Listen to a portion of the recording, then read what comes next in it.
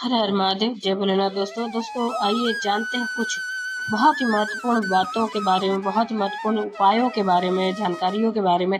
पूज्य गुरुदेव के श्रीमुख से उन्हीं की कथा के दौरान जब वो बता रहे थे, तो कुछ अंश को मैं यहाँ प्रस्तुत कर रही हूँ। तो चलिए सुनते हैं उन्हीं के श्रीमुख से बहुत ही महत्वपूर्ण जानकारी। पार्वती जी की आंख में जल भर गया। पिता, क्या आपको अपनी बेटी के परवरिश पर भरोसा नहीं था? स्वामी, पिता, अकेली नहीं आई हूं, मैं अकेली नहीं आई हूं। मेरे पिता, मेरे साथ में आपके दामाद भी आए, छोटा रूप रखकर। वो देव अधिदेव महादेव हैं। किसी के घर में जब जाते हैं ना, छोटे बनकर जाते हैं, शिवलिंग की आकृति में। क्यों शिवलिंग की आकृति में? क्यों? हिमालय राज ने पूछा पार्वती जी से कि शिवलिंग की आकृति में क्यों? शंकर भगवान के शब्दों को पार्वती जी कहती है, अगर मेरे पति जटा जूट बांधकर किसी के घर में जाएंगे तो संसार के लोगों से उनकी सेवा नहीं हो पाएगी। छोटा सा शिवलिंग का रूप रखकर जाएंगे। अगर कभी जल नहीं भी चढ़ाया, भोग नहीं भी लगाया, अगरबत्ती दिया बत्ती नहीं भी लगाया, तो भी शंकर रुष्ट नहीं होंगे। वर देकर जाएंगे, आशीर्वाद देकर जाएंगे। वो वर प्रदान करेंगे, वो आशीर्वाद प्रदान करेंगे,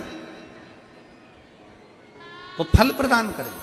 और कल कथा में कहा था, आपके घर में अगर शंकर जी का शिवलिंग है, तुम जल चढ़ा रहे हो नहीं चढ़ा रहे हो, तुम भोग लगा रहे हो नहीं लगा रहे हो, दिया लगा रहे नहीं लगा रहे, अगरबत्ती जला रहे ना लगा रहे, तुम्हारी मर्जी। अगर तुम्हारे घर में शंकर का शिवलिंग है, उस पर एक बेलपत्री चढ़ा दो, एक चावल का दाना चढ़ा दो। भले तुम कहीं पर भी जाओ, 15 दिन 20 दिन 1 महीना 6 महीना 8 महीना 1 साल 2 साल कहीं पर भी जाओ, शंकर कभी आपको बद्दुआ नहीं देंगे, शंकर कभी आपको श्राप नहीं देंगे। क्योंकि शंकर का शिवलिंग हमेशा वर प्रदान करता है, कभी श्रापित नहीं होता, कभी श्राप नहीं देगा, कभी अपशब्द नहीं कहेंगे, कभी ताने नहीं देंगे।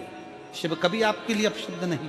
लक्ष्मी जी भगवान विष्णु शंकर जी से मिलने आती थी तो अपना गज दूर छोड़ देती थी, अपना हाथी दूर। इंद्र मिलने आते थे तो ऐरावत को दूर छोड़ देते थे। क्यों? किस लिए? एक बार लक्ष्मी जी ने भगवान नारायण से पूछा कि आप इंद्र के दरवाजे पर जाते हो या इंद्र आपके दरवाजे पर आते हैं, या ब्रह्मा जी से मिलने के लिए जाते हो या ब्रह्मा जी आपसे मिलने के लिए आते हैं? तब आप अपना गरुण नहीं छोड़ते, गरुण पर बैठे दर्शन देते हो, गरुण तक गरुण के साथ जाते हो, पर शंकर भगवान के कैलाश पर जाते हो, शंकर भगवान से मिलने के लिए जाते हो, शिवजी से मिलने के लिए जाते हो, तो अपना गरुण दूर छोड़ देते हो, अपना रथ दूर छोड़ देते हो, अपना ऐरावत दूर छोड़ देते हो, अपना सिंहासन दूर छोड़ देते हो। ऐसा क्यों? भगवान नारायण ने कहा, लक्ष्मी, शंकर भगवान से मिलने के लिए जाता हूं तो गरुण को दूर इसलिए छोड़ता हूं, अपने सिंहासन को दूर इसलिए छोड़ता हूं, अपने रथ को इसलिए दूर छोड़ता हूं, क्योंकि मैं पृथ्वी पर जाकर बार बार अश्वमेध यज्ञ नहीं कर सकता, मैं पृथ्वी पर जाकर बार बार सोम यज्ञ नहीं कर सकता, मैं पृथ्वी पर जाकर बार बार सर्वोत्तम यज्ञ नहीं कर सकता, मैं पृथ्वी पर जाकर बड़े बड़े यज्ञ नहीं कर सकता। इसलिए लक्ष्मी, मैं तुझे कहता हूं कि शंकर के मंदिर, शंकर से मिलने के लिए, शिव महापुराण की कथा सुनने के लिए जो भक्त जितने कदम चलकर जाता है, उतने अश्वमेध यज्ञ वो अपनी जिंदगी के कर लेता है। मैं जब शंकर से मिलने के लिए जाता हूं, भगवान ओघड़दानी से मिलने के लिए जाता हूं, भगवान शिव से मिलने के लिए जाता हूं, जब मैं शंकर भगवान से मिलने के लिए जाता हूं, तब अपने रथ को दूर छोड़कर पैदल पैदल पैदल पैदल शंकर से मिलने के लिए जाता हूं, अश्वमेध यज्ञ का फल प्राप्त करने के लिए, अश्वमेध यज्ञ के फल को प्राप्त करने के लिए जाता हूं। तो पैदल चलकर अपने घर के पास में 10 घर छोड़कर मंदिर है, पैदल चलकर 1 लोटा जल चढ़ाने के लिए जा रहे हो, पैदल चलकर तुम भगवान की चौखट तक अगर जा रहे हो, तो इतना अंदाजा लगाकर रखना कि भगवान शंकर तुम्हारे पांव से जितने कदम चलवा रहा है, उतने अश्वमेध यज्ञ का फल तुम्हारी भाग्य में देता चले जा रहा है, तुम्हारी किस्मत में देता चले जा रहा है। कथा कर रही, भगवान शंकर का चरित्र कर, शिव महापुराण का पावन चरित्र वर्णन कर। पार्वती जी शिव जी से कह रही हैं अपना रूप बदल लीजिए, अपना रूप चेंज कर लीजिए, अपना स्वरूप बदल लीजिए।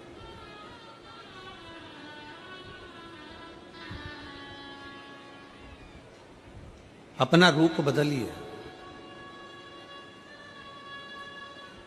शंकर भगवान ने पूछा पार्वती क्यों, किस लिए, क्यों, किस लिए? पार्वती जी कहती हैं कि आप मेरे पिता से मिलने के लिए जा रहे हो, और पिता से मिलने के लिए जा रहे हो तो पिता के पास में पहुंचते पहुंचते आप अगर देव अधिदेव महादेव बनकर जाओगे तो हो सकता है कि थोड़ी सी अभिमत्ता कहीं आ जाए, थोड़ा सा अहंकार आ जाए,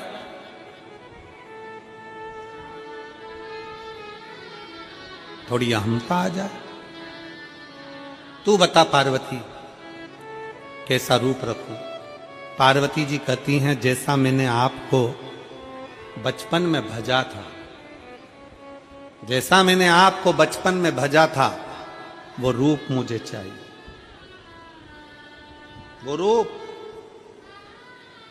ब्रह्म वैवर्त पुराण के अंतर्गत लिखा हुआ है।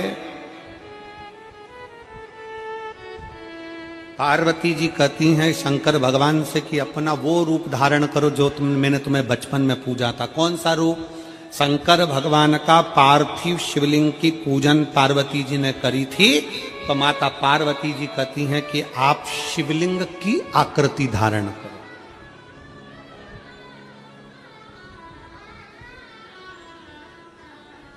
आप शिवलिंग की आकृति धारण करो।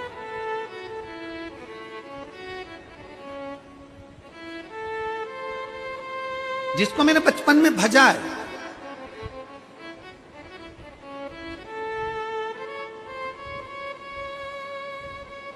जिसको मैंने बचपन से भजती आई हूं, वो शिवलिंग की आकृति आप धारण करो, वो शिवलिंग की आकृति आप धारण करो। शिव जी ने कहा ठीक है, मैं शिवलिंग बन जाता हूं। ब्रह्म वैवर्त पुराण के अंतर्गत लिखा हुआ है, अगर आप अध्ययन करेंगे ब्रह्म वैवर्त पुराण का तो उसमें वर्णन आता है कि भगवान शंकर का स्वरूप का दर्शन स्वप्न में हो और भगवान शंकर के शिवलिंग का दर्शन स्वप्न में हो। दोनों में जमीन आसमान का अंतर है, बहुत ध्यान दीजिएगा।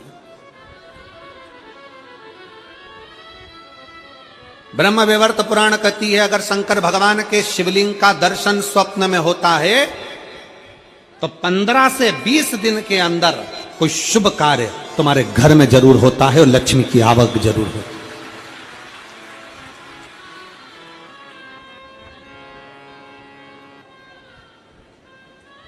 शंकर भगवान के अगर प्रतिबिंब स्वरूप का दर्शन होता है, जटा बंदी हुई है, चंद्रमा लगा हुआ है, गंगा बह रही है, गले में सांप पड़ा हुआ है, कानों में बिच्छू पड़े हैं, मृगछाला पहने हुए, हाथ में त्रिशूल है, डमरू धारण करे हुए हैं, और ऐसा स्वरूप का दर्शन जब हम स्वप्न में करते हैं तो कोई कार्य होगा, सफलता की ओर आगे बढ़ेगा, पर उसमें हो सकता है कि 1 महीना लग जाए, 2 महीना लग जाए, 3 महीना लग जाए। स्वरूप का दर्शन और शिवलिंग का दर्शन दोनों में अंतर है,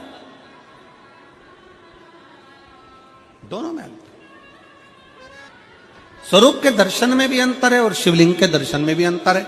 स्वरूप की पूजन में भी अंतर है और शिवलिंग की पूजन में भी अंतर है। क्यों? हमारा सनातन धर्म कहता है, शिव महापुराण की कथा कहती है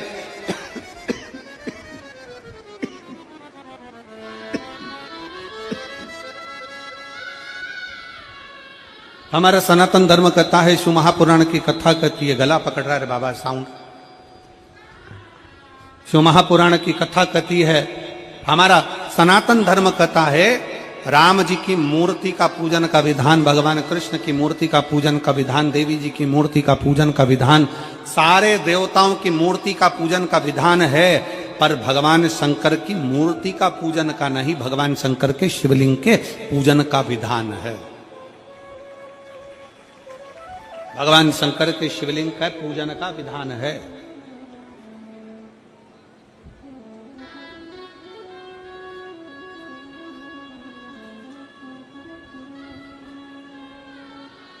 भगवान शंकर के शिवलिंग का पूजन का विधान वर्णित किया। किस लिए? क्यों? राम जी की पूजन करी, कृष्ण भगवान की पूजन करी, देवी जी की पूजन करी, शंकर भगवान की पूजन करी, शंकर भगवान के स्वरूप की पूजन करी, दत्त भगवान के स्वरूप की पूजन करी। जिस देवता के स्वरूप की पूजन करते हैं उसमें केवल एक देवता के पूजन का फल मिलता है, केवल एक देवता का।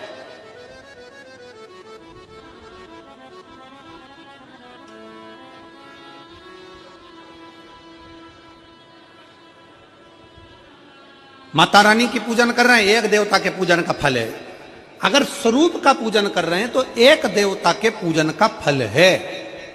पर अगर भगवान शंकर के शिवलिंग का पूजन कर रहे हैं तो एक देवता के पूजन का फल नहीं है, शंकर के शिवलिंग में 33 कोटि देवता के पूजन का फल समाहित है। 33 कोटि देवता के पूजन का फल समाहित। भगवान शंकर को एक लोटा जल समर्पित करा, कल अपन ने कथा में सुना, तो 33 कोटि देवताओं को मिल जाता। अपने घर के पितरों को, अपने घर के आहूतों को, अपने घर के वासुकों को और अपने घर के कुल देवी देवता को भी शंकर जी पे चढ़े हुए एक लोटे जल का फल प्राप्त होता।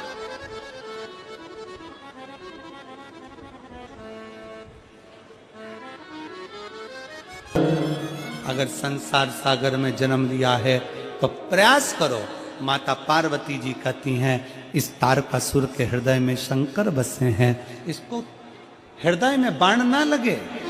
षडानंद कार्तिकेय जी बाण छोड़ते हैं और तारकासुर के दिल पर बाण नहीं लगने देते हैं। शरीर को छेदित करा, शरीर को छेदित, प्राण छूट। तारकासुर के 3 बेटे हैं, तारकाक्ष, विदुम्माली, कमलाक्ष। 3 पुत्र। तीनों ने ब्रह्मा जी से वर मांगकर 3 पुरियां बसा ली, जहां के राजा बन गए। वर मांग लिया, हम मरे तो तीनों एक साथ मरे।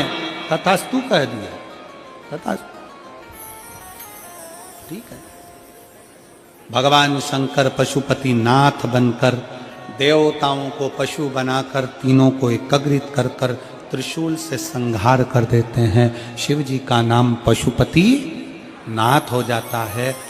फिर निवेदन है, भगवान कृष्ण ने शंकर भगवान से पाशुपत्य अस्त्र प्राप्त करा था। राम जी ने शंकर भगवान से पाशुपत्य अस्त्र प्राप्त करा था।